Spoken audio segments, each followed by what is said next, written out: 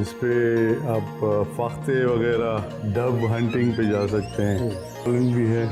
This is Holland and Holland. یہ ایک یہ تو اس کے ساتھ ٹیلیسکوپ ہے. This is a double barrel rifle. This is not a short gun لیکن یہ ہے ڈبل بیرل. نیل گائے، زیبرا، ہرن، بھینسیں، پتہ نہیں آپ نے کیا کیا شکار کر کے اس کو لٹکا رکھا ہے. یہ شوق کی بات ہے. And this is a African buffalo which زیادہ تر یہ پانی میں بھی رہتا ہے، باہر بھی ہوتا ہے. وہ بڑا روتھلیس اینیمل ہے. یہ ایون لائن اس سے ڈرتا ہے، ایلیفنٹ اس سے ڈرتا ہے. باقی ڈفرینٹ جو اینیملز ہیں یہ ایک شوق ہے. ان کو ہم اسمال گیم کہتے ہیں. یہ بگ گیم میں لائن آتا ہے، آپ کا ٹائیگر آتا ہے، ایلیفنٹ آتا ہے، رائنو آتا ہے جس کی وہ سونڈ ہوتی ہے. 2 چیزیں میری رہ گئی ہیں اس میں. ایک رائنو رہ گیا ہے اور ایلیفنٹ رہ گیا ہے.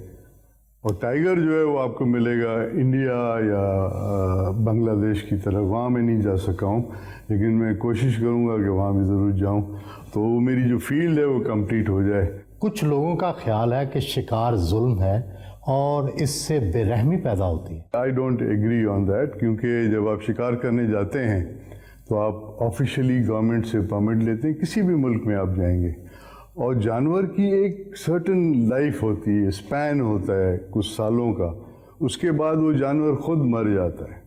تو جو کانسیپٹ افریقن کنٹریز میں ہے اور دوسرے ملکوں میں ہے وہ یہی ہے کہ وہ جب جانور اس سٹیج پہ آتا ہے کہ ایج اس کی بڑھ جاتی ہے تو پھر وہ الاؤ کرتے ہیں کہ وہاں آپ جا کے شکار کریں.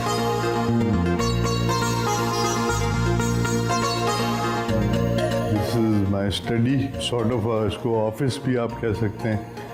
But this is a place where you can sit and relax. And here we have these guns. Study کے ساتھ گنز. یہ ایک مطلب کلیکشن ہے اور جو پرانی گنز ہیں جو میرے بڑوں کی گنز ہیں جو اپنے زمانے میں شکار کرتے تھے تو ان کو آج کل ہم یوز نہیں کرتے کیونکہ یہ بہت پرانی اور آج کل آپ کو ملیں گی نہیں.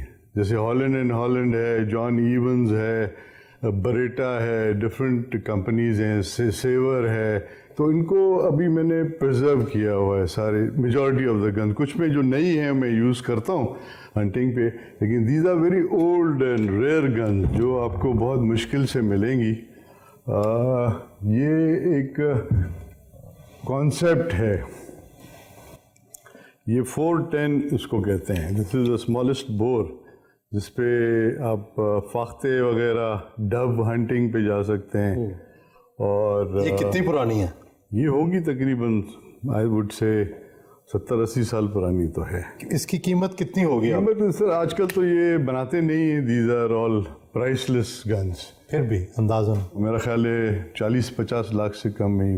اور اگر ہالینڈ اینڈ ہالینڈ آپ خریدیں گے، آپ بنوائیں گے تو دیٹ گوز ٹو 1.5 کروڑ روپیہ، 2 کروڑ روپے کی وہ ہالینڈ اینڈ ہالینڈ بھی ہے آپ کے؟ ہالینڈ اینڈ ہالینڈ بھی ہے. This is Holland and Holland. اور یہ ایک کمپنی ہے جس میں ڈفرینٹ اس کا کانسیپٹ ہے. یہ بھی انگلش کمپنی ہے اور اس کا وہ نیچے بریک کرنے والا نہیں ہے. اس کا یہ ہم اوپر پل کرتے ہیں، کھولتے ہیں اور یہاں پہ آپ نے کارٹریجز ڈالے پھر آپ اس کو یوں بند کریں گے یوں اینڈ دین یو فائر.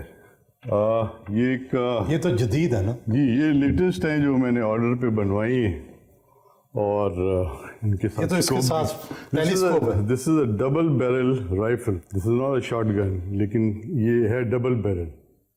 اس کے ساتھ اسکوپ ہے کیونکہ رائفل کا ہے بور تو اس میں جاتا ہے. This is 300 Magnum. اس کی کتنی قیمت ہوگی؟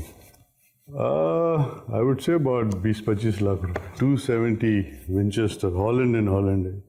یہ ہالینڈ اینڈ ہالینڈ والے رائفلز بہت کم بناتے ہیں. دس از اے ریئر رائفل. اس کی کتنی قیمت ہوگی؟ وہی جیسے میں نے آپ کو بتایا کہ these are priceless guns. یہ پرانی ہیں ساری.